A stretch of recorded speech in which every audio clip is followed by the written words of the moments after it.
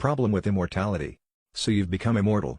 Perhaps it was an accident involving a few rubber bands, a liquid lunch, and a particle accelerator. It doesn't really matter, it's done now. You now have to spend the rest of your life figuring out what to do with yourself. At first you do all the dangerous stuff, hang gliding, cave diving, crack cocaine, etc. You start stabbing yourself at the local bar as a trick to get free drinks. But you're running out of clean shirts that don't have knife holes in them. You briefly dabble with thoughts of becoming a superhero, but crime never seems to just happen in front of you, and going out and looking for it is just so much work, you guys. You start investing for the long term. You're going to be around forever. What does 5% annual compound interest of $1 look like after 1,000 years? Oh God, you're going to live forever. What does that even mean?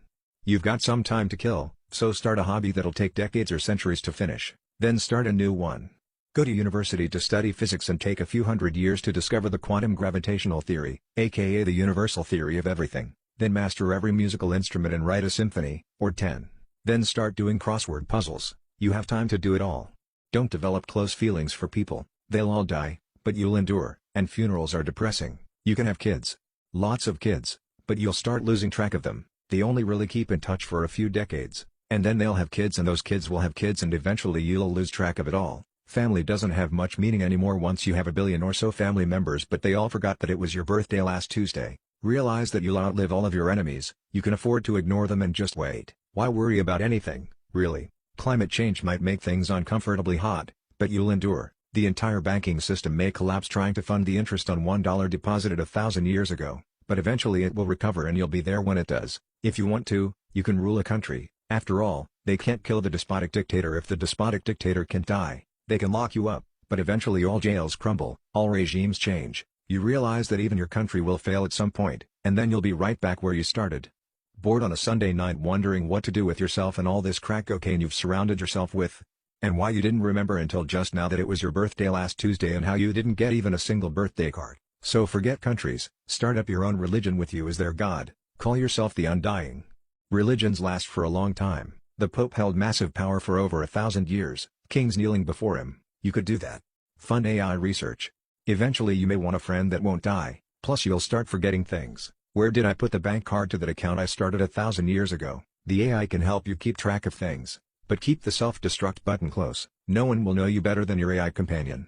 But one day you'll have an argument and the AI will try to trap you for all eternity. Or it will go mad and replicate itself infinitely to take over the Earth universe. You will have to kill it.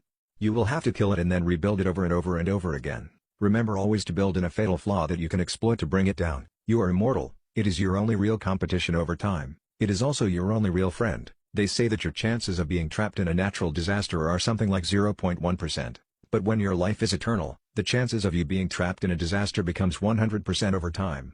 It will happen at some point. You may spend a few thousand years trapped in the rubble of an earthquake-toppled building that was built over by succeeding civilizations until eventually archaeologists or erosion or another earthquake frees you. At some point you will lose your sanity. It's inevitable. Try spending 10,000 years buried alive in the rubble of an ancient civilization and still keep your sanity. Try to back up your memory. Eventually, with certainty, you will be alone. In a billion years the sun heats up enough that surface water can no longer exist on Earth, which pretty much means the end of all life except you. In another 3.5 billion years the sun expands and swallows the Earth. Try not to be there when that happens. Maybe you should use the donations from your religion or the interest on that $1 you invested 1,000 years ago to fund space research. If only you could remember the bank account number you deposited the $1 into, or if only the bank still exists and didn't collapse after some Ponzi scheme they fell for a few centuries ago. The Earth may be gone now, but you're still going strong. The universe goes on and on, forever and ever, possibly. Eventually the stars start running out of hydrogen and helium to burn and one by one they all snuff out. The universe goes dark then, no more light, but you'll endure. With no more stars, no more radioactive elements will be created. Eventually, every element that can decay will decay down to base iron. With no more heat from stars or radioactive decay everything will cool down to near absolute zero, which is unimaginably cold, but you'll still feel it. You'll feel it forever. You'll still be around. Forever, in the dark. In the cold. Forever, forever and ever. Hopefully you'll have lost your mind long ago.